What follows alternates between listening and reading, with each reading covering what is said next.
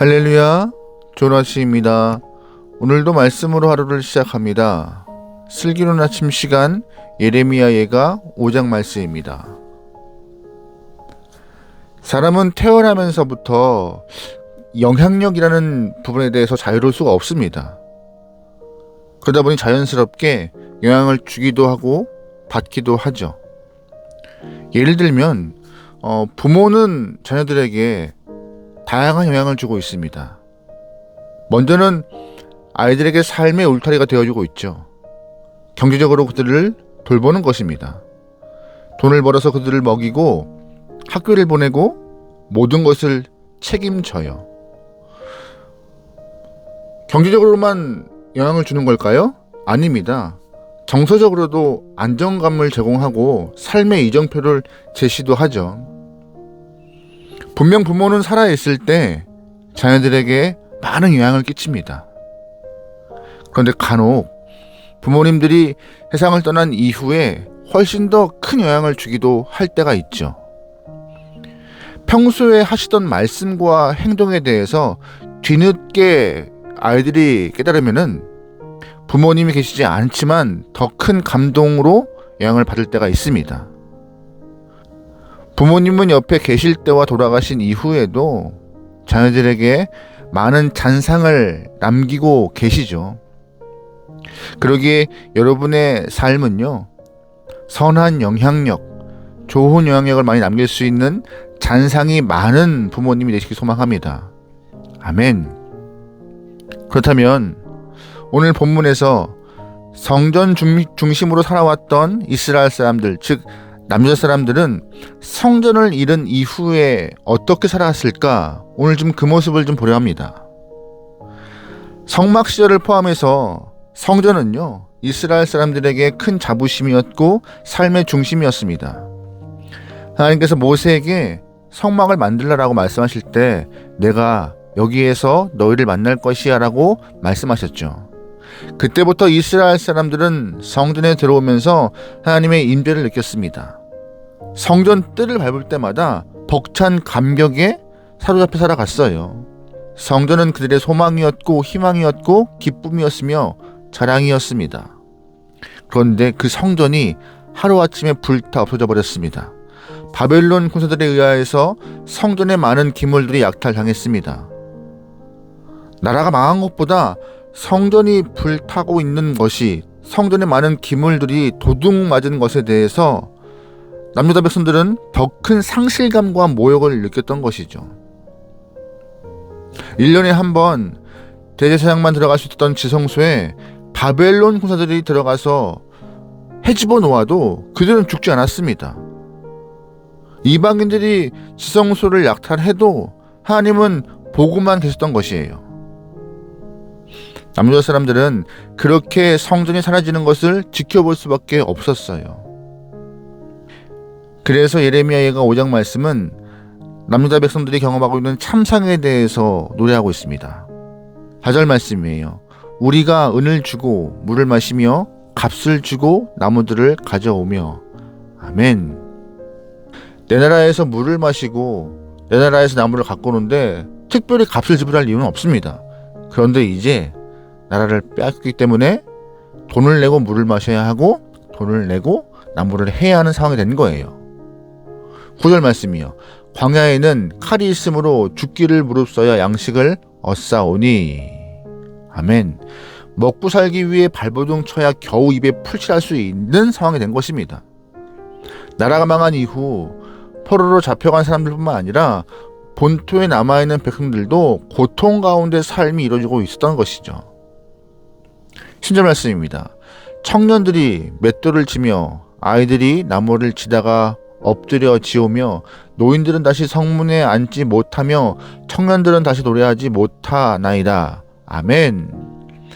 경제적 수탈과 강제 노동을 당하고 있는 것입니다.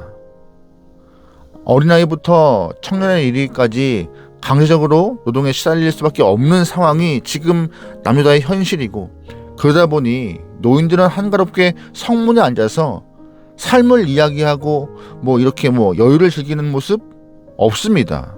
청년들이 노래하며 풍류를 즐기는 모습 이런 것도 옛날의 과거적 이야기의 추억일 뿐입니다. 여러분, 상황이 이렇게 된 이유가 뭐예요? 모든 이유가 남유다의 죄악 때문인 것이죠. 6절 말씀이에요. 우리가 애굽 사람과 아수르 사람과 악수하고 양식을 얻어 배불리고자 하였나이다. 아멘. 하나님이 아닌 다른 민족으로 의지했고 우상을 섬겼으며 살았던 그들의 죄악 때문에 이런 일이 벌어졌다라고 똑똑히 기억하라는 것입니다. 그래서 선지자가 남유다 백성들에게 알려주는 것이에요. 우리가 지금 이렇게 나라를 빼앗기고 이렇게 힘든 시간을 경험하고 강제노동을 하고 있으며 옛 추억에 사로잡힌 이유가 무엇인가? 바로 하나님을 온전히 의지하지 않기 때문이야 라고 예레미야가 말하고 있어요. 그렇다면 성전이 사라진 이후에 그들은 이제 어떻게 살아야 할까요? 성전이 사라졌다면 지금 하나님은 어디 계신 걸까요? 19절 말씀입니다. 여호와여, 주는 영원히 계시오며 주의 보좌는 대대에 이르나이다. 아멘. 여러분, 질문 하나 드려볼게요. 남유다 백성들이 섬겼던 우상 중에 가장 큰 우상이 무엇일까요?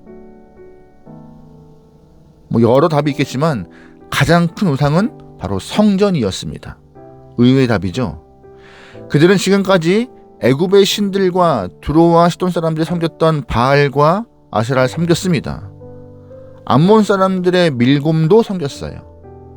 하나님은 남유다 백성들이 하나님이 아닌 다른 우상을 섬기는 모습을 너무 싫어하셨기 때문에 그들의 우상 숭배를 가만히 두지 않겠다 말씀하셨죠.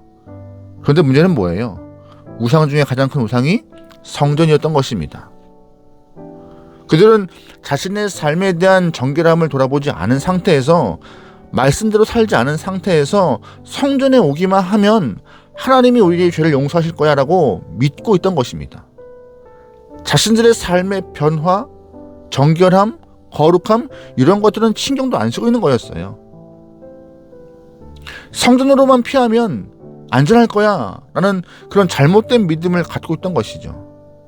마음이 없는 이런 거짓된 행위의 위선을 통하여서 성전이 가장 위험한 우상, 가장 큰 우상으로 만들어 버렸던 것이 남유다 영혼들의 잘못된 모습이었습니다.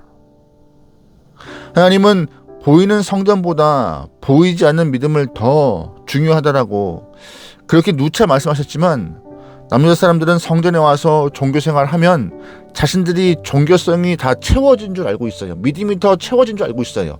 삶의 변화는 생각하지 않고 성전만 오면 내 믿음이 더 건강해져, 더 믿음이 튼튼해져라고 오해하고 있던 것이죠. 하나님과의 만남이 아닌, 삶의 변화가 아닌 껍데기 신앙에만 집중돼 있던, 그래서 성전에만 집중돼 있던 그들의 모습을 꼬집었던 것입니다. 그러다 보니 더 이상 남유다에게는 성전이 필요 없다고 생각하셔서 하나님은 그 성전을 불태워도 가만히 계셨고, 그 안에 있는 기물들을 다 이방인들이 가져가도 가만히 계셨던 것입니다. 그제야 남유다 백성들은 성전의 문제가 아니라 내 마음이, 내 믿음이 무너졌음을 알고 있던 것입니다. 그런데 감사한 것은 성전이 사라졌다고 해서 희망이 사라진 것은 아닙니다. 성전이 불탔다고 해서 그들의 미래까지 다 타버린 것은 아니었어요. 오히려 하나님이 더 높은 곳에 계심을 알게 되었고, 하나님은 인간이 지은 성전에 계신 것이 아니라 하늘이 하나님의 보좌가 되고 땅이 하나님의 발등상 됨을 그들은 깨닫게 되었던 것이죠. 예레미야 선지자가 이 예가를 마치면서 진짜 하고 싶은 말이 이거였어요. 하나님의 보좌는 영원하다. 하나님의 보좌는 성전이 불탔다고 해서 사라지는 것이 아니라 성전이 없는 바벨론에 포로 잡혀간 그때에도 사라지지 않고 있으며 그들과 함께 계시고 그들을 다스리고 그들을 인도하실 분이다라고 얘기하고 싶었던 것이 예레미야 예가에서 예레미야가 하고 싶던 말이었습니다.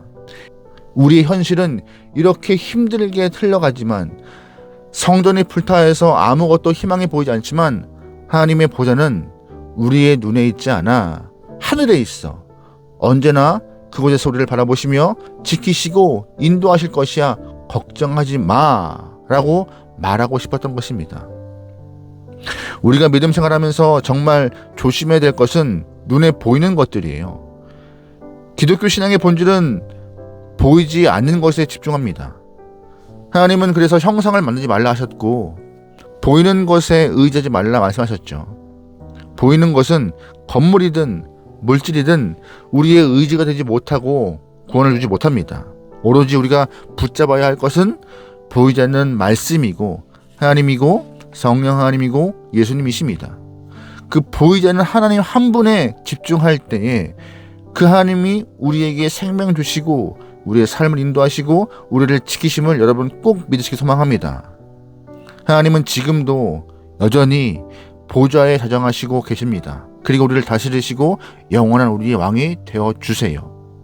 왕이신 하나님 한 분을 의지하고 오늘도 살아갈 수 있는 귀한 영혼, 눈에 보이는 것에 다 마음 뺏기지 않고 눈에 보이는 하나님과 예수님과 성령 하나님의 또한 말씀에 집중하여서 주의 다스림과 통치하심과 이끄시는 그 섭리의 손길을 경험할 수 있는 여러분의 삶 되기를 주님으로 축원합니다. 아멘. 기도하시겠습니다. 능력의 하나님, 보이는 것에 마음 빼앗겨 흔들리는 영혼들이 아니라 보이지 않으나 여전히 살아계셔서 역사하시는 하나님의 능력을 의지하며 이 험한 세상 주님과 동행하여 살아갈 수 있는 하나님의 귀한 영혼들에게 인도하여 주시옵소서. 주님, 말씀을 의지합니다. 하나님, 그 말씀대로 우리의 삶이 정결하고 거룩하게 변화가 되어서 주의 살아계심을 내 삶을 통하여 증명하기 원하오니 성령 하나님 우리와 동행하시고 우리에게 그 결단과 결심이 삶으로 증명될 수 있도록 인도하여 주시옵소서. 모든 걸 맡기오며 예수님의 이름으로 기도합니다. 아멘.